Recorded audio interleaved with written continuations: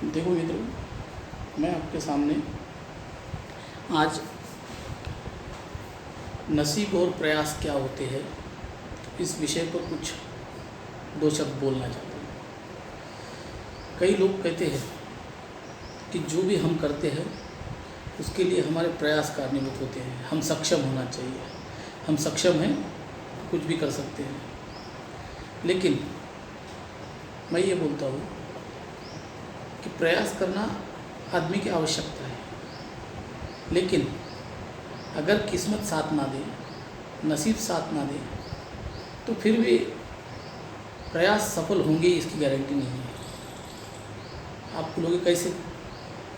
कई बार हम देखते हैं जब बड़े बड़े ऑपरेशन डॉक्टर करते हैं और डॉक्टर करने के बाद, ऑपरेशन करने के बाद जब बाहर आते हैं, तब हम जब उनको पूछते हैं कि पेशेंट कैसा है, तो कुछ कुछ पेशेंट के बारे में हमको ये सुनने को मिलता है और वो डॉक्टर बोलता है कि मैंने तो मेरा काम कर दिया है, अभी इसको दवा की नहीं दुआ की ज़रूरत है। इसका मतलब क्या होता है कि जहाँ साइंस रुक जाता है वहाँ से आध्यात्मिक शक्ति का कुछ प्रवेश शुरू हो जाता है। उसी प्रकार जहाँ प्रयास रुक जाते हैं वहाँ से व्यक्ति के नसीब की शुरुआत होती है।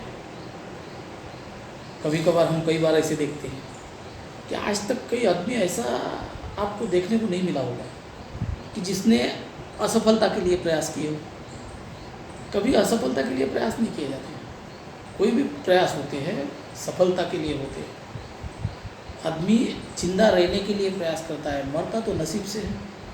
उसी प्रकार विद्यार्थी जो स्टूडेंट जो है, छात्र जो है, वो जो पढ़ाई करते हैं वो कोई फेल होने के लिए पढ़ाई नहीं करते, वो पास होने के लिए पढ़ाई करते हैं, नंबर 1 आने के लिए पढ़ाई करते हैं।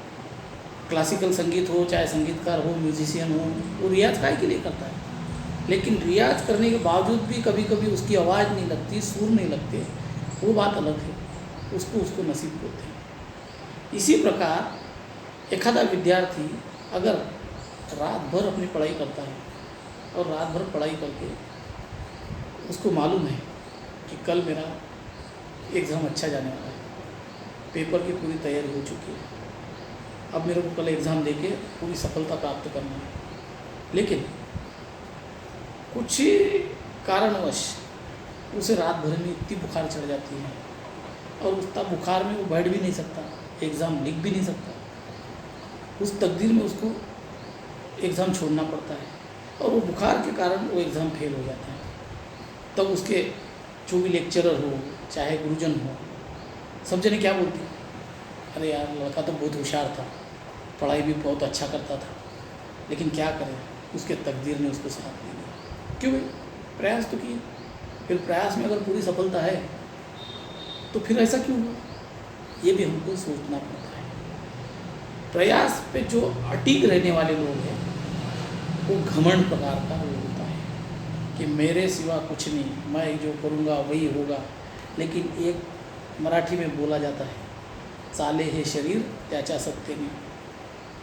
उसकी सत्ता जब निकल जाती है तो व्यक्ति को 4 लोगों के कंधों की आवश्यकता पड़ती है। क्यों भाई?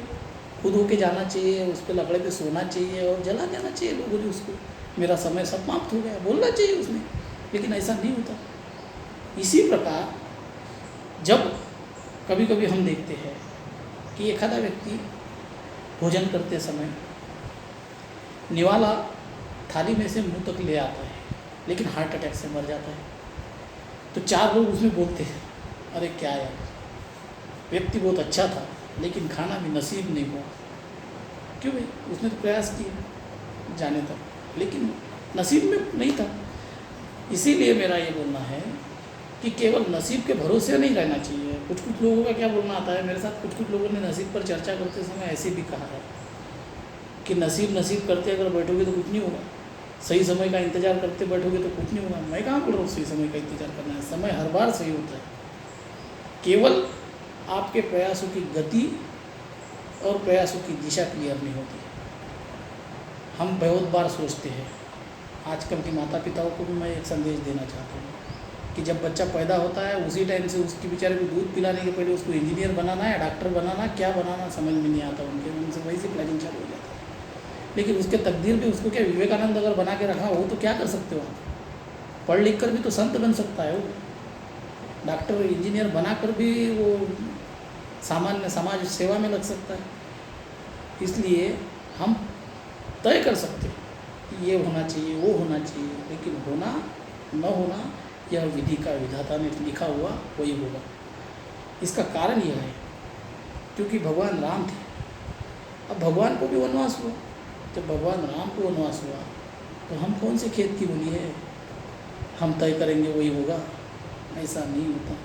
इसीलिए मेरा ये मानना है कि जब तक प्रयासों को तुम्हारे नसीब की जोड़ नहीं मिलती और नसीब को आपके प्रयासों का ताकत नहीं मिलती, तब तक आपको सफलता नहीं मिलती। इसलिए इनको दोनों का समन्वय चलाकर हमें साथ में चलना पड़ेगा और इन दोनों को साथ लेकर चलना पड़ेगा। जिस प्रकार रेल की पटरी है, जैसे रेल की पटरी दोनों एक जगह जहाँ मिलती है वहाँ पे रास्ता चेंज हो जाता है, उसी प्रकार हमारा नसीब और प्रयास जब एक जगह मिल जाएंगे तो हमारी ज़िंदगी की दिशा पूरी बदल जाएगी, हमारी ज़िंदगी बदल जाएगी। इसलिए कभी भी ये ध्यान में रखना, केवल नसीब के भरोसे ना रहते हुए, प्रयास के भरोसे ना रहते हुए दोनों का समन्वय बनने का प्रयास करना। क्योंकि जब अपनी सफलता ना आए, नसीब से अगर सफलता ना हो तो उसमें नकारात्मक सोच को हटाकर हमें सकारात्मकता की ओर चलना चाहिए। हमारी सकारात्मक सोच अगर रहेगी तो ही हम सफलता प्राप्त कर सकते हैं। नकारात्मक सोच से कोई सफलता प्राप्त नहीं होती मेरे मित्रों। इसलिए हमेशा ध्यान रखना कि नसीब से अगर आपको अमीर होना है तो वो होकर ही रहोगे, लेकिन प्रयास कितने भी करो अगर नसीब में अमीरता नहीं होगी तो आपको अमीरता कभी प्राप्त नहीं होगी। ये 101% सत्य है, यही मैं यहाँ पे बताना चाह रहा था। इसलिए नसीब को ध्यान में रखते हुए अपने प्रयास को करते रहो, अपने कर्म हमेशा करते रहो। कर्म के साथ फल जरूर मिलेगा और जो तकदीर में लिखा होगा वही फल अवश्य मिलेगा, यही मुझे विश्वास है। धन्यवाद।